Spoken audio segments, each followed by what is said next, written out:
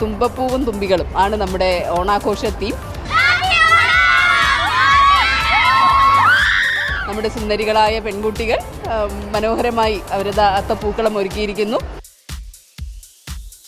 കുട്ടികളും അധ്യാപകരും മൊത്തത്തിൽ ഓണ വൈബിലാണ്.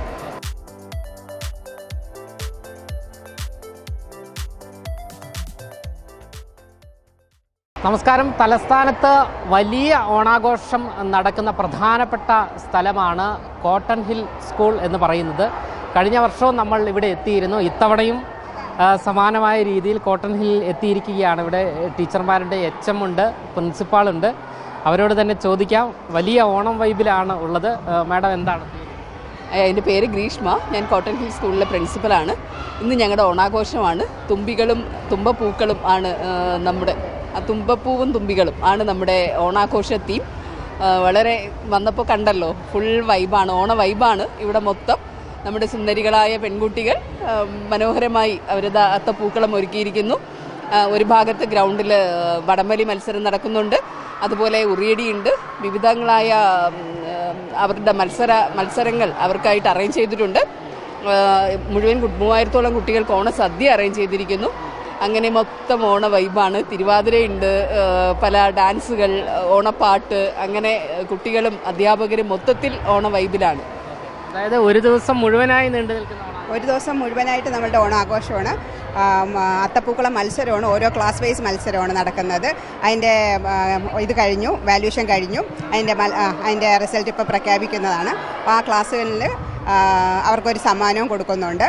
അതുപോലെ ഈ തുമ്പപ്പൂവും തുമ്പികളും എന്നുള്ള പേര് ഒരു കുട്ടിയാണ് സജസ്റ്റ് ചെയ്തത്. നമ്മൾ അതിനും ഒരു മത്സരമാണ് വെച്ചത്.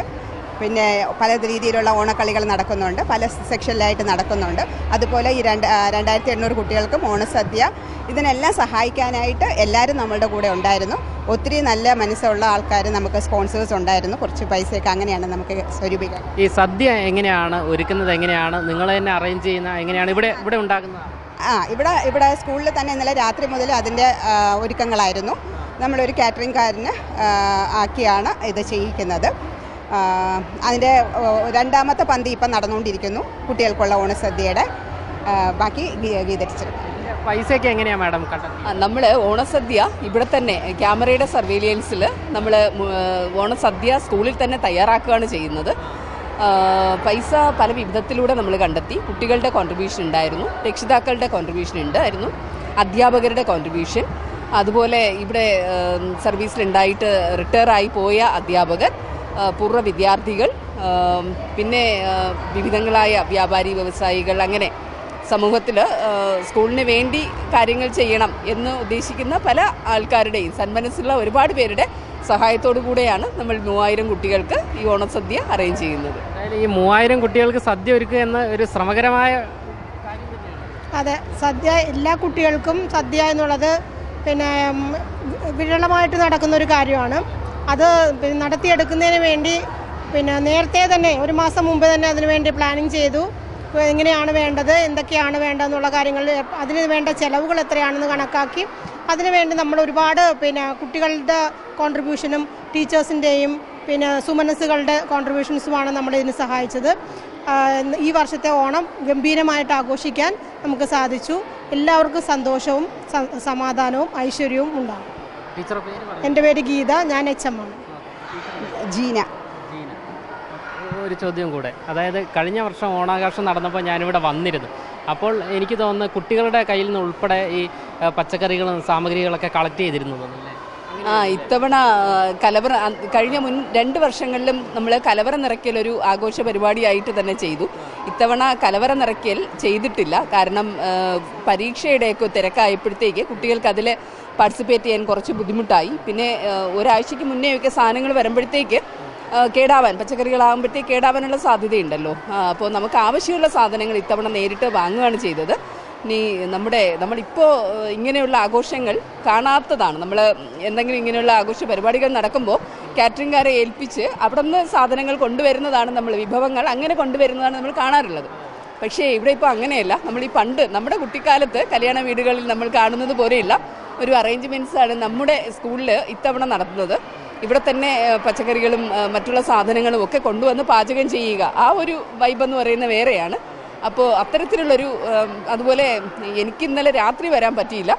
ടീച്ചറൊക്കെ ഇന്നലെ രാത്രി ഇവിടെ വരികയും അധ്യാപകരും PTA-കാരും എല്ലാവരും രാത്രി വരെ ഒരുപാട് വൈകുന്നത് വരെ ഉണ്ടായിരുന്നു. അപ്പോൾ ടീച്ചേഴ്സിൻ്റെയും അതുപോലെ തന്നെ PTA-കാരുടെയും ഒക്കെ മേൽനോട്ടത്തിലാണ് ഈ സദ്യ എല്ലാം തയ്യാറാക്കിയത്. അപ്പം അങ്ങനെ നമ്മളെല്ലാം ആഘോഷിച്ച് വളരെ സന്തോഷപൂർവ്വം നമ്മുടെ കുട്ടികൾക്ക് വേണ്ടി ഒരുക്കിയ ഓണമാണ് ഇന്നിവിടെ കാണുന്നത്. എല്ലാവർക്കും ഓണാശംസകൾ. ഓണാശംസകൾ. Thank you. പ്രതികരിച്ചതിൽ വളരെ നന്ദി. നമ്മൾ കഴിഞ്ഞ വർഷവും ഇവരുടെ ഓണാഘോഷം കാണുവാൻ വേണ്ടി അവരുടെ പരിപാടി ഷൂട്ട് ചെയ്യാൻ വേണ്ടി എത്തിയിരുന്നു. എല്ലാവരും വളരെ സന്തോഷത്തിലാണ്. അതായത് പ്രിൻസിപ്പൽ പറഞ്ഞതുപോലെ ഒരു കല്യാണ വീട് പോലെയാണ് ഇവിടെ എല്ലാവരും ആഘോഷിക്കുന്നത്. കാരണം ഒരാഴ്ചയോളമായി സദ്യയുടെ ഒരുക്കങ്ങളെല്ലാം തന്നെ നടന്നുകൊണ്ടിരിക്കുന്നു. ഏറ്റവും പ്രധാനമായി എടുത്തു പറയേണ്ടത് 3000-ഓളം വിദ്യാർത്ഥികൾ പഠിക്കുന്ന ഒരു വിദ്യാലയമാണ് കോട്ടൺ ഹിൽ ഗേൾസ് സ്കൂൾ എന്ന് പറയുന്നത്. അതായത് തലസ്ഥാനത്തെ സംബന്ധിച്ച് വലിയ വിദ്യാലയങ്ങളിൽ ഏറ്റവും പ്രധാനപ്പെട്ടത്, ഏറ്റവും കൂടുതൽ വിദ്യാർത്ഥികൾ പഠിക്കുന്ന, പെൺകുട്ടികൾ പഠിക്കുന്ന വിദ്യാലയം കൂടിയാണത്. ഇതാ ദൃശ്യങ്ങളിൽ കാണുന്നത് പോലെ നിരവധി പൂക്കളങ്ങളെല്ലാം തന്നെ ഇട്ടിരിക്കുന്നു. വലിയ മത്സരമാണ് നടന്നുകൊണ്ടിരിക്കുന്നത്. കൊച്ചുകുട്ടികളെല്ലാം തന്നെ വലിയ വൈബിലാണ്, ഓണം വൈബിലാണ്. അപ്പോൾ എന്തായാലും ഇവിടുത്തെ അധ്യാപകരുടെയും പ്രിൻസിപ്പാളുടെയും HM-ൻ്റെയും എല്ലാം തന്നെ പ്രതികരണം നമ്മൾ കണ്ടു. ഇനി കാണേണ്ടത് ഇവിടുത്തെ കലാപരിപാടികളാണ്. വിദ്യാർത്ഥികളെല്ലാവരും തന്നെ ഓണം വൈബിലാണ്. ആ കാഴ്ചയിലേക്ക്